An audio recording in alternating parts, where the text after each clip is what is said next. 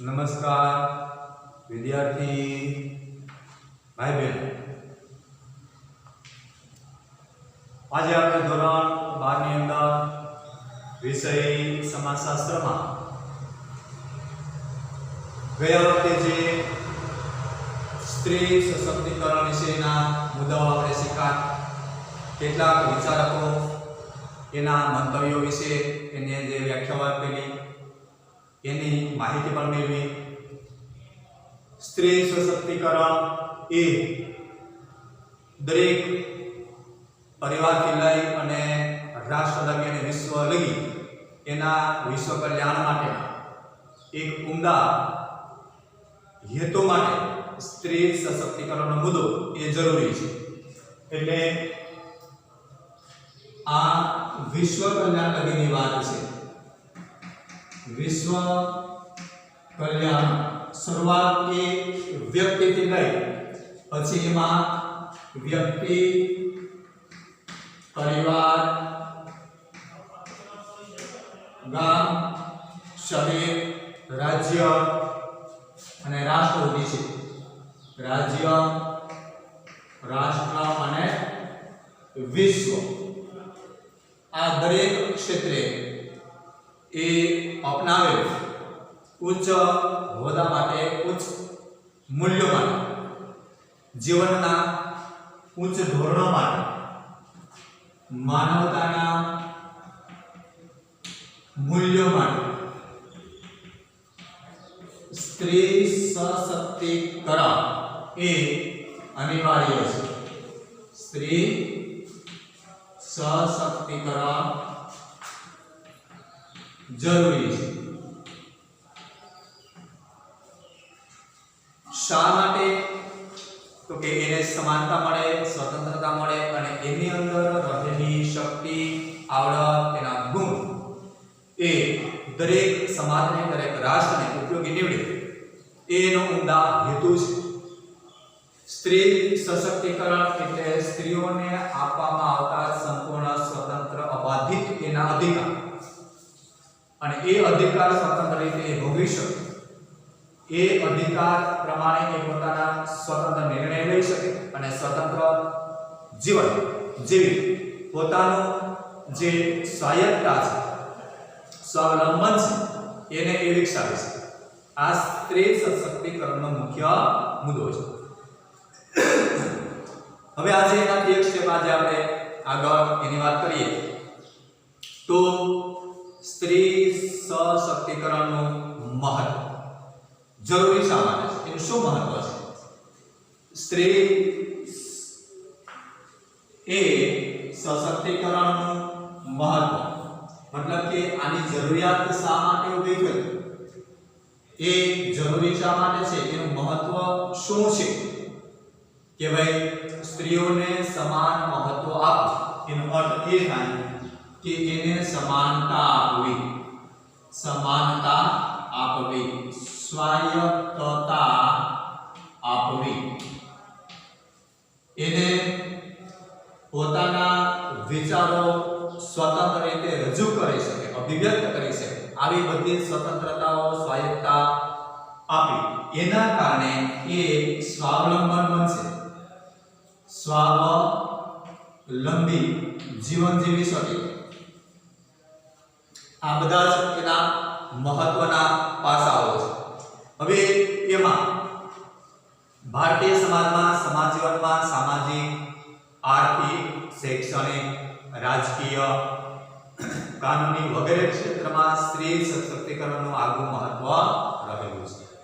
दरेक बाबतनी अंदर पछी सामाजिक, आर्थिक, शैक्षणिक, राजकीय, कानूनी आ बधी ज बाबतोमां तेनुं आगुं महत्व रहेલું છે। બધા જ ક્ષેત્રો સાથે સ્ત્રીઓનું કાર્ય એ સંકળાયેલું છે અને એ કાર્યની અંદર એના વિચારોને અભિવ્યક્ત કરી શકે, એના અધિકારો એ સ્વાયત્ત રૂપે એમાં જઈ શકે, પ્રાપ્ત કરી શકે, મેળવી શકે। એટલા માટે આ બધા જ भागनी अंदर ए सामाजिक क्षेत्र होय, शैक्षणिक होय, शैक्षणिक बाबत होय, राजकीय होय, आ બધા ક્ષેત્રોની અંદર સામાજિક, શૈક્ષણિક, રાજકીય, આર્થિક, કાનૂની ક્ષેત્ર, આર્થિક બાબત હોય, આર્થિક કાનૂની ક્ષેત્ર मतलब કે કાયદાકીય જાણકારી હોય, આ બધી જ બાબતોની અંદર તેનું મહત્વ રહેલું છે. એટલે આ બધા જ સામાજિક, શૈક્ષણિક, રાજકીય, આર્થિક, કાનૂની આ બધા જ ક્ષેત્રોમાં એનું મહત્વ રહેલું છે. કોનું? તો કે સ્ત્રી સશક્તિકરણ અને એનું મહત્વ રહેલું છે.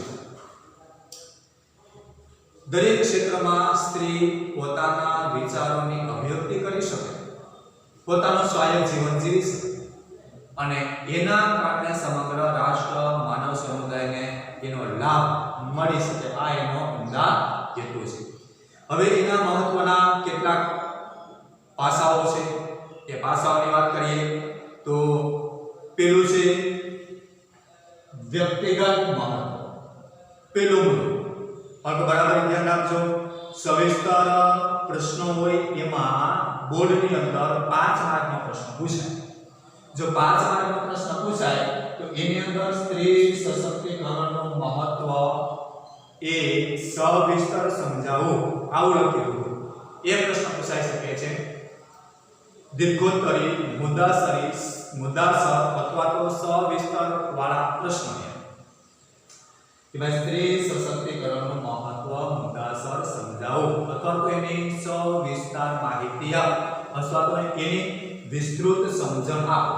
તો બોર્ડમાં આ સવિસ્તાર પ્રશ્નની અંદર પૂછાઈ શકે. જો નાના પ્રશ્નમાં આવે, ટૂંક જવાબી પ્રશ્નોની અંદર આવે તો એના એક પાસાઓ પૂછી શકે છે. ભાઈનું વ્યક્તિગત મહત્વ શું એના વિશે. એનો મુદ્દો પહેલો એવો છે કે વ્યક્તિગત એનું મહત્વ. વિવિધ ક્ષેત્રો ઉપરાંત વ્યક્તિગત રીતે સ્ત્રીઓમાં જાગૃતિ આવે, પ્રશ્નો અને પડકારોનો સામનો કરી શકે, કુશળતા વિકસી શકે, નિર્ણયાત્મક સત્તા પ્રાપ્ત કરી શકે અને સ્ત્રીઓ પોતાનું મૂલ્ય સમજી સામાજિક જીવનમાં યોગદાન આપી શકે, સ્વમાન, સમજણ અને સન્માન મેળવી શકે તથા ન્યાયોને ગંભીરતાપૂર્વક દૂર કરવા, અન્યાયને દૂર કરી શકે, ન્યાયને અપનાવી શકે. આવા બધા જ કાર્યોને એ કાર્યાન્વિત બની શકે એવા બહુવિધ પાસાઓના સંદર્ભમાં સ્ત્રી સશક્તિકરણ આવશ્યક છે.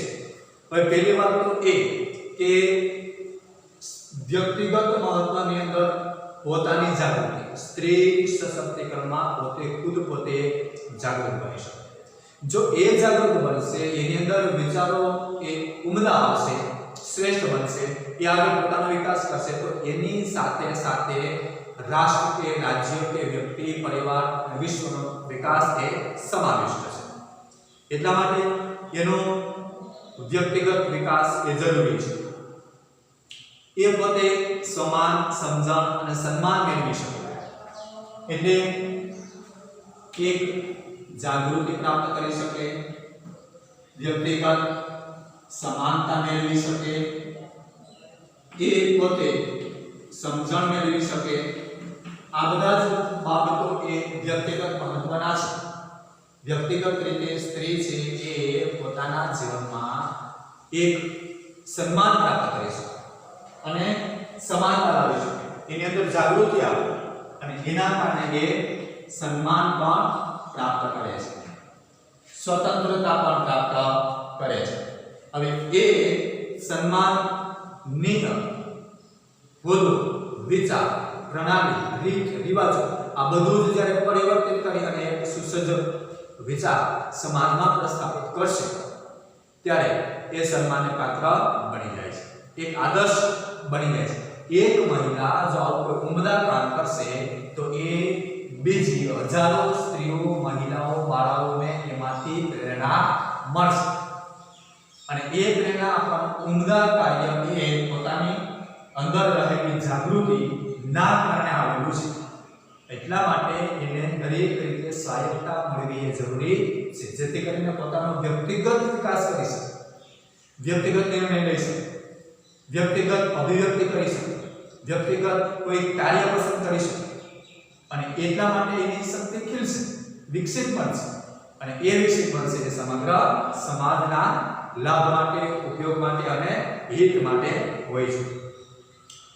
બીજું મહત્વ છે એ મુદ્દા 2 ની અંદર આપેલી વાત છે એમાં સામાજિક મહત્વ, સ્ત્રી સશક્તિકરણનું સામાજિક મહત્વ. સમાજની વ્યક્તિગત મહત્વ એ પોતાની રીતે વ્યક્તિગત જીવન એ સારું બનાવી શકે, સુઘડ બનાવી શકે, સન્માનને પાત્ર બનાવી શકે, જે રાષ્ટ્ર તો ફાયદો થવાનો છે, એનો લાભ એ સમગ્ર દેશ પરિવારથી લઈ અને રાષ્ટ્ર વિશ્વને મળવાનો છે. કોઈ એક ઉમદા વ્યક્તિ એ સારી વિચારસરણી જ્યારે અપનાવે છે ત્યારે બધા જને એનો લાભ એ મળે છે. એ જ નિયમ સ્ત્રી સશક્તિકરણને પણ લાગુ પડે છે. એક સ્ત્રી એ સારો વિચાર રજૂ કરે, અપનાવે, સારું જીવન અપનાવે ત્યારે એ સમગ્ર સમાજને એ લાગુ પડે છે. એમાંથી હજારો મહિલાઓ, સ્ત્રીઓ એ એમાંથી પ્રેરણા લઈ અને પોતાના જીવનને વિકસિત કરી શકે છે. બીજા મુદ્દાની અંદર સામાજિક મહત્વ શા માટે જરૂરી છે? સ્ત્રી સશક્તિકરણ સમાજની અંદર એવી કઈ જરૂરિયાત છે કે જે સ્ત્રી સશક્તિકરણના કારણે સમાજમાં પરિવર્તન આવી શકે? એવી કઈ બાબતો છે? જો એમાં સ્ત્રી સશક્તિકરણ સમાજમાં સ્ત્રીઓ પ્રત્યેની હીન ભાવનાઓને અવગણે છે. પહેલી વાત તો એ કે સ્ત્રી પ્રત્યેની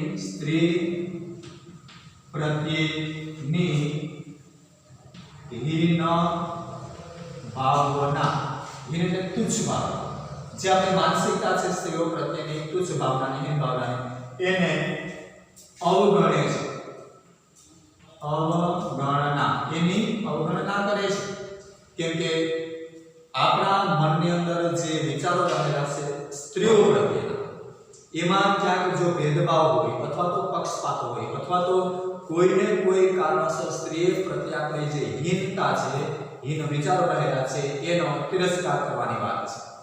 એ ભેદભાવ, એ પક્ષપાત, સ્ત્રી કોઈ કામ ન કરી શકે, એની અંદર શક્તિ નથી, અથવા તો એ અમુક જ કાર્ય કરી શકે, બીજા કોઈ કાર્ય ન કરી શકે, આ બધા જ વિચારો માત્ર ને માત્ર આપણા ભ્રામક ખ્યાલો છે, હકીકત નથી.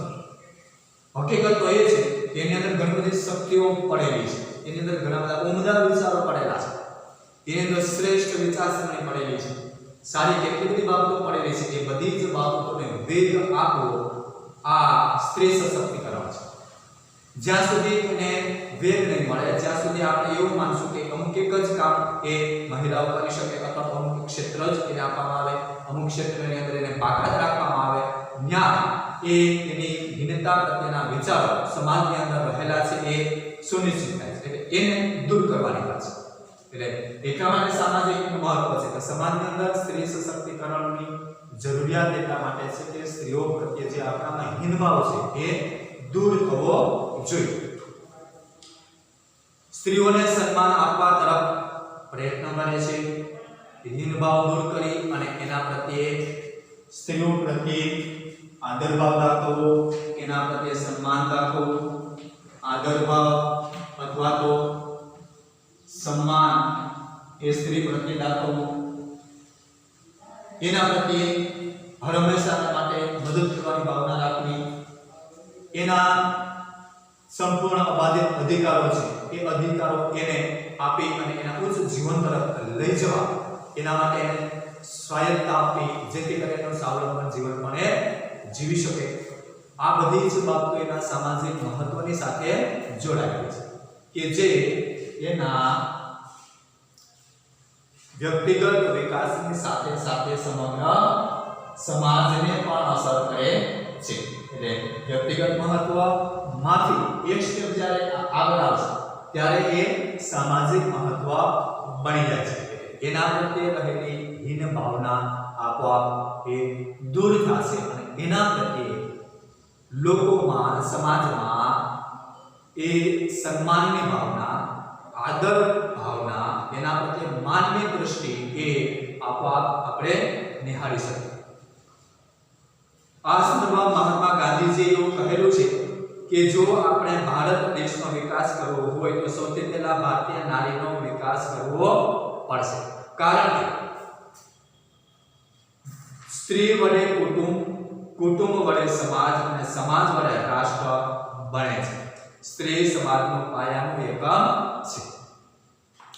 હવે જેમ શરૂઆતમાં સ્વામી વિવેકાનંદે કીધું હતું એના વિચારો વ્યક્ત કર્યા હતા કે ભાઈ પક્ષીને ઉડવા માટે બે પાંખ જોઈએ, બે પાંખ અનિવાર્ય છે તો જ પક્ષી ઉડી શકે, એક પાંખથી ઉડી શકાતું નથી. અને આપણે ઘણી વખત વાતમાં ચર્ચાઓ કરતા હોય અથવા તો કંઈક વાત કરતા હોય ત્યારે એવું કહેતા હોઈએ છીએ કે ભાઈ એ કાંઈ તાળી પડે નહીં. એના જે વાત છે સમાજની અંદર બે પાસાઓ છે, સ્ત્રી અને પુરુષ બે સમાન જોવા જોઈએ.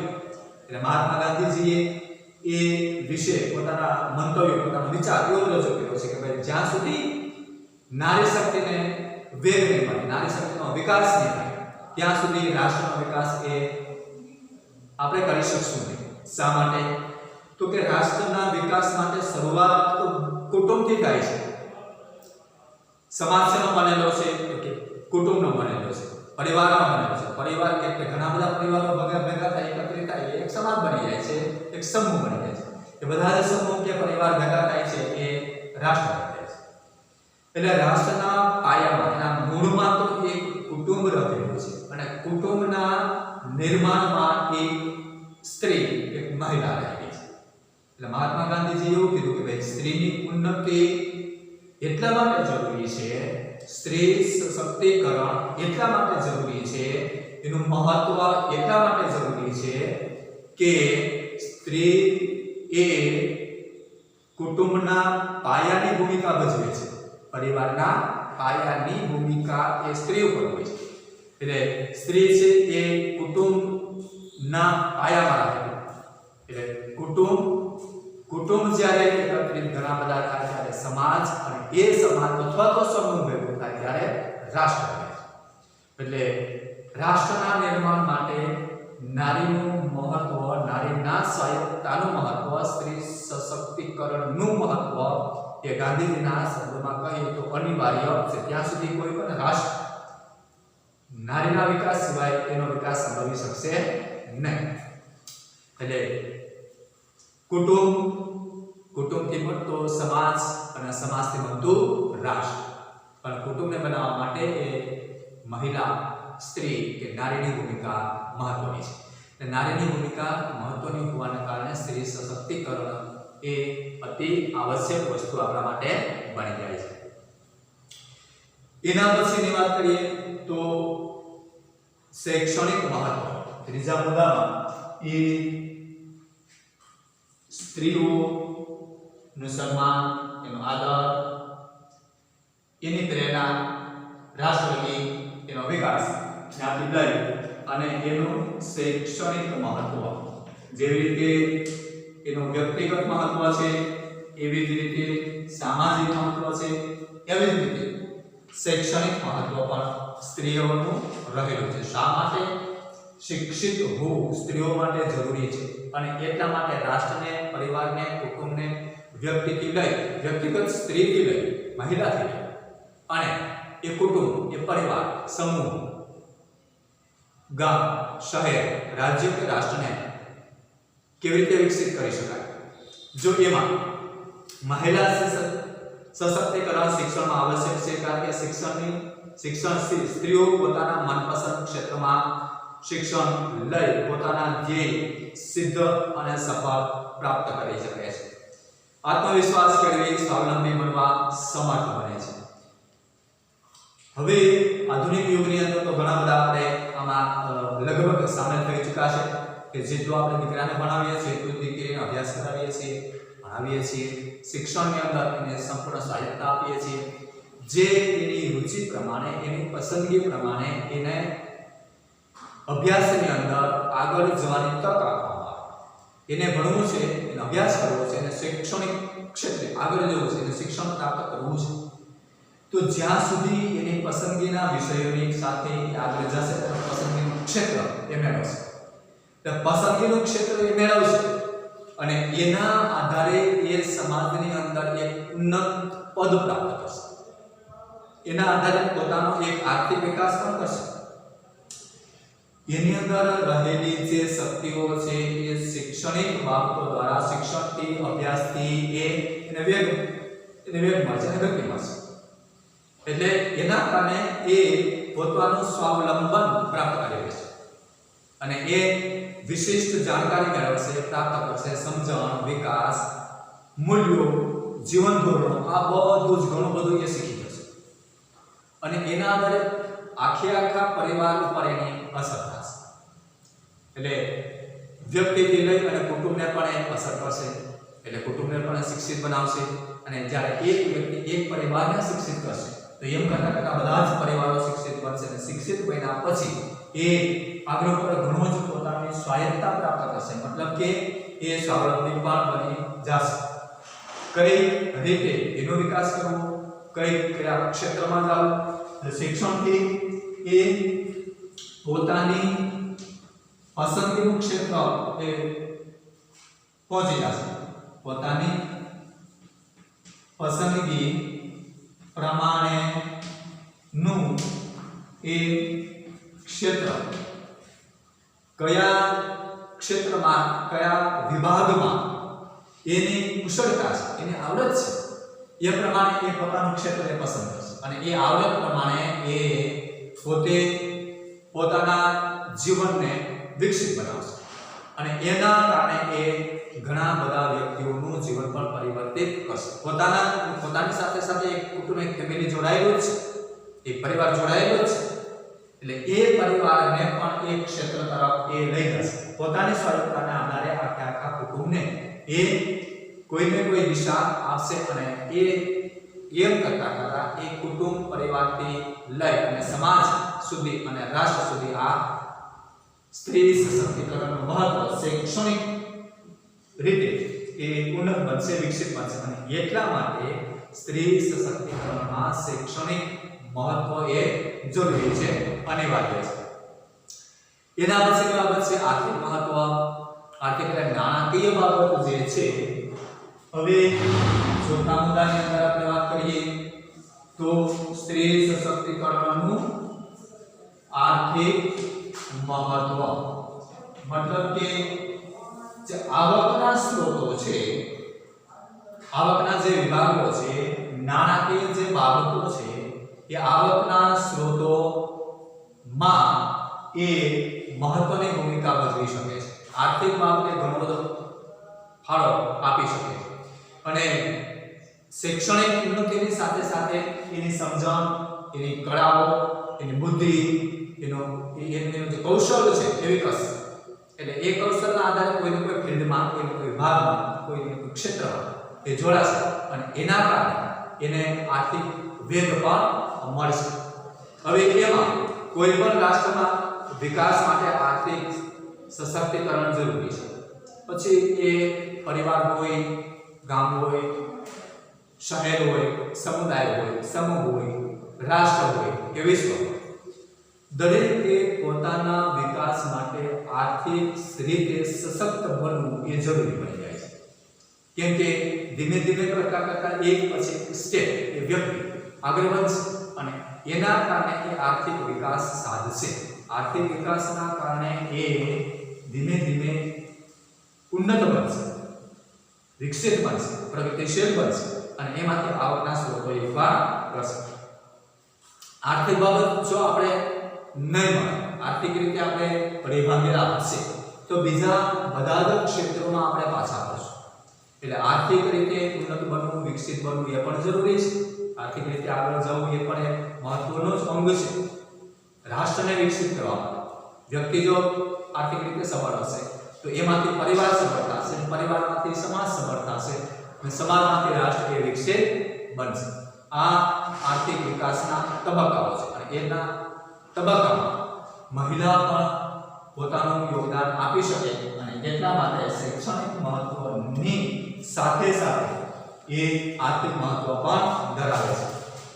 સ્ત્રીઓએ મિલકતમાં સમાન હક આપવો તે માટે જાગૃત કરવી, અર્થોપાર્જન કરતી મહિલાઓની આવક પર તેનો અધિકાર રહે, આર્થિક રીતે સ્વાવલંબી બને એ માટે સશક્તિકરણ આવશ્યક પણ છે. જે આવકના સ્ત્રોતો છે, આવકના સાધનો છે, આવકના પાસાઓ છે, એમાં સ્ત્રીઓ પણ સામેલ હોય, એની પણ ભાગીદારી હોય એ પણ જરૂરી છે.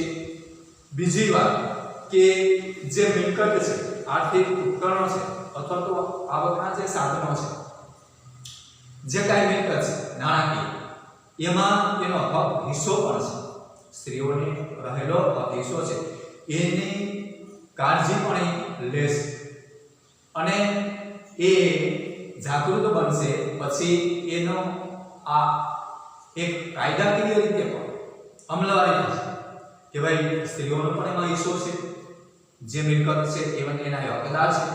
ઘણી વખત સમાજમાં આપણે એ આ મુદ્દાને મિલકતની અંદર સ્ત્રીઓને બહુ મહત્વ આપતા નથી, પણ એના પ્રત્યે થતો રહેલો અન્યાય છે, એને જો સંપૂર્ણ ન્યાય અપાવવો હોય તો જેમ પુરુષ એ દરેક મિલકતનો હકદાર છે, પોતાના વ્યક્તિના પરિવારની રહેલી મિલકત એ લગભગ મોટે ભાગે પુરુષ હસ્તક હોય છે, જેમ એના હસ્તક હોય છે એવી જ રીતે એ સ્ત્રીઓ પણ એની હકદાર છે, એટલો જ એનું મહત્વ પણ છે, એટલો જ એના ભાગીદાર તરીકે હિસ્સો પણ છે અને એ માટે એ જાગૃત પણ હોવી જોઈએ.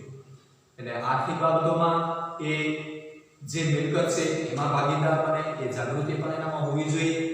બીજી વાત કે જે કંઈક ઉપકરણો છે, આવકના સ્ત્રોતો છે, આવકના સાધનો છે, એમાં પણ એ સહકાર આપી શકે, એમાં પણ કંઈક ને કંઈક એ યોગદાન આપી શકે. એ ક્યારે શક્ય બનશે કે જ્યારે એની શક્તિઓ સંપૂર્ણપણે ખીલશે ત્યારે. એટલે આ બે બાબતો એ આર્થિક રીતે સમાજને સહકાર આપી શકે, એમાંથી પણ એ ઉન્નતિ કરી શકે, વિકસિત થઈ શકે છે. એવી રીતે એનો છેલ્લો મુદ્દો છે રાજકીય મહત્વ. રાજકીય રીતે આપણે જોઈએ તો પણ સ્ત્રીઓનું સશક્તિકરણનું મહત્વ હોવું જોઈએ. સ્ત્રીઓનું એમાં પણ યોગદાન છે, એની શક્તિઓ, એની આવડત. સમાજ સેવામાં ઘણી બધી મહિલાઓ એ સમાજ સેવાની અંદર ઘણું બધું યોગદાન આપી ચૂકી છે અત્યાર સુધી. રાષ્ટ્ર સુધી એને શ્રેષ્ઠમાં શ્રેષ્ઠ કામગીરી બજાવેલી છે. કોઈ પણ સ્વાર્થ વગર નિસ્વાર્થ ભાવે ઘણી બધી મહિલાઓ એ સામાજિક સેવાઓની અંદર જોડાઈ ગઈ છે. એટલે રાજકીય રીતે જો એ જોડાયેલી હોય તો એ આ ઉમદા કાર્ય કરી શકે છે. એટલે સામાજિક રીતે પણ જે સેવા આપી શકે એવી જ રીતે એ રાજકીય બાબતોની અંદર પણ એ પોતાનું યોગદાન આપી શકે છે. રાજકીય મહત્વની અંદર એને સ્ત્રી સશક્તિકરણનો ખ્યાલ રાજકીય ક્ષેત્ર સાથે સંકળાયેલો છે. ભારતના બંધારણમાં આર્ટિકલ 14, 15 અને 16 માં રાજ્ય સ્ત્રી પુરુષ સમાનતાનો અધિકાર, સ્ત્રી પુરુષ લિંગ ભેદ સામે પ્રતિબંધ અને રોજગારીની તકોમાં સમાનતાનો અધિકાર આપ્યો છે. દરેક ક્ષેત્રમાં સ્ત્રીઓને સમાન હક, સમાન અધિકાર આપેલો છે. આપણા ભારતીય બંધારણની અંદર પણ જેટલો હક, જેટલો અધિકાર પુરુષને છે એટલો જ હક અને અધિકાર સ્ત્રીઓને પણ આપવામાં આવેલો છે. એની ઉપર કોઈ પક્ષપાત, કોઈ ભેદભાવ, કોઈ લિંગ ભેદ ન કરવો એની કાળજી લેવામાં આવે છે. આપણે એના પ્રત્યે કોઈ પક્ષપાત, ભેદભાવ ન થાય એ સંવિધાનની અંદર, આપણા ભારતના બંધારણની અંદર એવી જોગવાઈ કરવામાં કે જેટલું મહત્વ પુરુષના હક હિસ્સાનું છે, એની જવાબદારીનું છે, એટલું જ એ સ્ત્રીઓનું પણ રહેલું છે. એના પ્રત્યે આપણે ક્યારેય પક્ષપાત કરી શકતા નથી કે ભેદભાવ પણ રાખી શકતા નથી. અને જો એવું કરવામાં આવે તો એની ઉપર થઈ રહેલો એ અન્યાય છે, આવું માની શકાય. એને સ્ત્રી પુરુષનો સમાન અધિકાર છે. લિંગ ભેદનો નાશ કરવો, મતલબ કે લિંગ ભેદ એટલે સ્ત્રી પુરુષનો કોઈ ભેદ ન હોવો જોઈએ. સમાનતાનો અધિકાર આપણે આમ છતાં તેનું વાસ્તવિક ચિત્ર જુદું જોવા મળતું હોય, પરંતુ સ્થાનિક રાજ્યની સંસ્થાઓમાં મહિલા આરક્ષણની જોગવાઈને લીધે સ્ત્રીઓને રાજકીય સશક્તિકરણની તક આપવામાં આવી. મત આપવો, ઉમેદવારી નોંધાવી, વિજેતા બનતા સત્તામાં ભાગીદાર બનવું વગેરે માટે સ્ત્રી સશક્તિકરણ એ આવશ્યક છે. આ વિશેની વિસ્તૃત સમજ તમે એકમ 8 માં મેળવશો. આ બધી બાબતો છે એ સ્ત્રીને સમાન દરજ્જો આપવો, એને સમાનતા આપવી, એને સન્માન આપવું, પુરુષ જેટલું જ એને પરિવારથી લઈ સમાજ, સમૂહ, કુટુંબ અને રાષ્ટ્રમાં એને મહત્વ આપવું, આ બધી જ બાબતોની સાથે જોડાયેલી છે. એટલે સમગ્ર રીતે સામાજિક ક્ષેત્ર હોય, શૈક્ષણિક હોય, આર્થિક ક્ષેત્ર હોય, વ્યક્તિગત મહત્વ, બધા જ ક્ષેત્રોમાં એ સ્ત્રી સશક્તિકરણનું આગવું મહત્વ રહેલું છે. આગળના જે મુદ્દાઓ છે ભારતની અંદર સ્ત્રી પુરુષ લિંગ પ્રમાણ એ આપણે પ્રકરણ 1 માં પણ એ તફાવત આપણે જોયો હતો. બાકી રહેલા જે મુદ્દાઓ છે એ આવતા તાસમાં એની આપણે ચર્ચા કરશું. પ્રકરણ 4 નો આ તાસ આપણે અહીંયા પૂર્ણ કરીએ છીએ.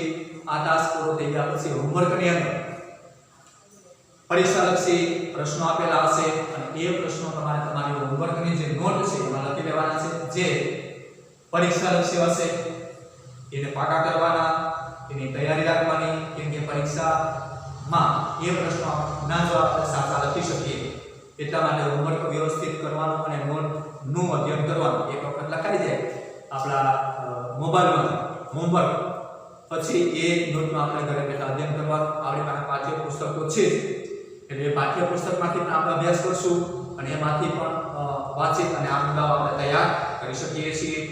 હોમવર્ક કરી એનું અધ્યયન કરવું, પરીક્ષાલક્ષી પ્રશ્નો એમાં આપેલા હશે. આજનો આ તાસ આપણે પૂર્ણ કરીએ છીએ. અધૂરા જે મુદ્દાઓ છે આવતા તાસની અંદર આપણે શીખશું. પ્રકરણ 4 આ તાસ આપણે પૂર્ણ કરીએ છીએ.